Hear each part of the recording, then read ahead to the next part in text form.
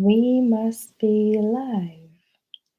Hello, Instagram, YouTube, LinkedIn, and Facebook. Wherever you are, happy Tuesday.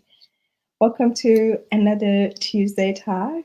And the topic for today is one key step that senior managers, even senior managers, miss when it comes to designing their career. And if you have been here before with me, welcome back. And if it's the first time you're joining this talk, welcome, welcome. I always talk about one topic, which is career development, and two groups of people. First one is aspiring CXOs, and that X could be anything. Um, the second group are people that they are already in C-level positions and they are thinking they want to transition out and set up something, their businesses. The work that we do with the first group is of nature of positioning you to be seen as someone that is, the right person for the job. And the work we do with the second group is the work that is about monetizing your knowledge and your know-how. You have a lot of skills and experiences and battle scars, and you can definitely pass that on to someone, and just be rewarded for it. The one thing that is common between the two groups is this.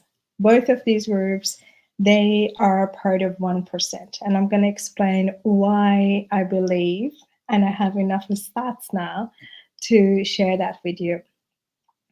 When I was setting up my business and thinking that I would like to do something in conjunction with my work, I'm a transformation girl, business transformation specialist. I went through all the marketing things that I needed to learn. And one of the things that we do at the very beginning is that they will ask you, okay, who is your target market? What do you want to niche in? And normally they will go with age, demographic, somewhat revenue, location, and somewhat lifestyle.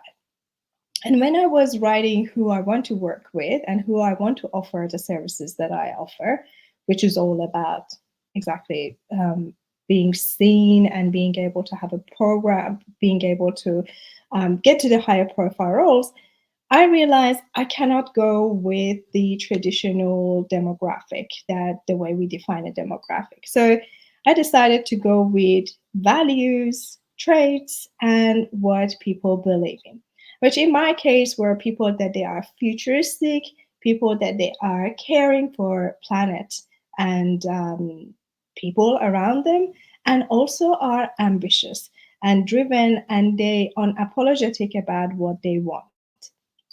People that they want to do more in this life and they want more of this life. So that was my basically the traits that I was after. People that I can help, they need to have these two things at the same time: caring for people and planet, and also being able to, wanting more in this world. Traditionally, these two groups are mutually exclusive. You're either this softy, cushy person that everyone loves and you care about everyone in the business and in the world and community, or the other group, driven and ambitious people, are the people that they are wolf of Wall Street. So I was thinking, how about we design, develop, and educate a new group of people to go to the to redesign the corporate structure. Once we develop these new leaders, they will get to the top and they will be able to re-architect and change the way we do things in the business. And that was a decision that I needed to make.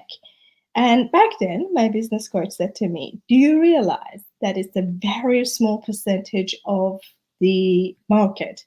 And I was like, yes, I know that. And that was a decision that I needed to make, and the decision still to this day stands. The result of that is that Everyone that comes to my workshops, read books, participate in the program, becomes client, becomes a friend, all of those people are people that they are very intentional in what they do in their lives. Nothing is left to the chance. Everything is, considered and not necessarily planned, but everything is by decision. It's very intentional. Nothing is random, and that was great. So I'm grateful for that, and having those people in your life is fantastic. But one thing that is a fascinating observation, anytime that I start working with someone new, I'll see it, is the fact that most of the time, the conversation, when we start a conversation before the program starts or before we start working together, so I ask them, where would you like to go? And always, without exception, they are not able to articulate where they want to go. They either, I wouldn't say they are shy, they either go around where they want to go, or there is no direct, simple answer to where you would like to go. What do you want to do when you grow up? No answer. And I sometimes, when this conversation comes up, they will give me a goal that is happening, that they are working towards for next 12 months or next 2 years. But what I came online today to share with you is this one key thing. Direction setting and goal setting are different. They are two very different things. So, direction setting is what you will consider in the future, where you want to go as you as a person, in conjunction with all the people that they are around you, your close family, your friends, your lifestyle, and your job or your business. However, goal setting is different. Is, as we know, goals need to be smart, time bound, measurable, etc., etc. You know that better than me.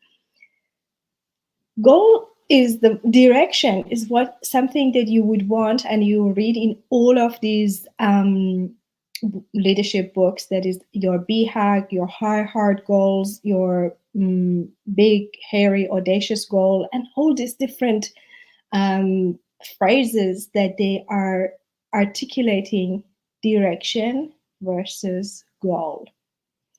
And why is it that most of the time we come up with goals, but we haven't thought about the direction in the future? I have two reasons for it, and I'm interested if you have other reasons for it. Number one is we are designed for performance. Our education, our work, and all of that has been designed, particularly after industrial era, is designed for performance. So here's the goal, go figure it and hit it. The time, budget, effort that is predefined. So we are very much used to define goals and go for it. Second reason, which I think is even more the case, is because designing and defining and declaring, saying it out loud, that's where I would like to go and that's my direction, is scary. Because what if I can't pull it off? What if it changes? What if environment changes? What if I change my mind? What if? Doesn't matter what the reason is. What I came online to share with you is that most of the time, people that I talk to are not able to articulate the direction that they want to go. And that is surprising. No judgment. That's the work we do. But, excuse me, this is particularly interesting because majority of the senior managers, seasoned professionals, that we are used to write 2-year, 3-year, 5-year, sometimes 7-year strategy and plan. In fact, the higher you go, you have a further horizon to work towards. Hardly we do something that takes less than 2 years these days, 2 years. So what is it that we are comfortable to write a 7-year plan, 5-year plan for an organization, which is significantly more challenging than writing a plan or a roadmap for what we want to do in our professional space life? That's the question that I want to leave with you. Because to me, writing and executing a roadmap or a strategy for, I use these words interchangeably, but they're not the same thing. Um, to me, having strategy and plan for an organization is far more difficult to execute because our global economical dynamic changes, our local market changes, technology trend changes, even the internal structure of organization will change. We still need to execute on that plan. Happy days. But writing a plan, a longer term plan for ourselves, will only impact us and our family, or only a very small group of people have influence on that. So it should be easier, but it seems it's not. So one of the things that we do before the start of any program, before we start working on what needs to be done for someone to get prepared for going to C-level positions or transitioning out, is exactly that: direction setting. It requires a little bit of soul searching, but it is one of the pieces of work that I get the most amount of feedback, positive feedback about it. And sometimes I still, to this date, I have someone that will send me a text message or a picture of, hey, I found this one, or I still have this piece of paper, or remember that conversation, I still think about it. And the reason for it is this: people, the 1%, don't have execution issue. They can execute on anything, anytime, and they will figure out how. But deciding what and why, that's the true work of a leader. And today, I'll invite you to grab a piece of paper and see if you can jot down where you would like to go in next 3, 5, or 7 years, whatever is the timeline is for you. And that was actually another surprising thing that I learned over last 2-3 years that I'm doing this work officially. When I ask people, what is the long-term horizon for you? People will give me different answers. Sometimes it's 3, sometimes it's 5, and sometimes it's 15. So first, decide what is the long-term horizon for you. And then on that piece of paper, start writing, where would I like to be? What's my direction? From there, things are a lot easier. All right, my friend, that's what I wanted to share with you. Call out to one missing piece that even senior people ignore it or miss it. And I will be talking to you next week, same time, for the same place, and definitely a different topic. Bye.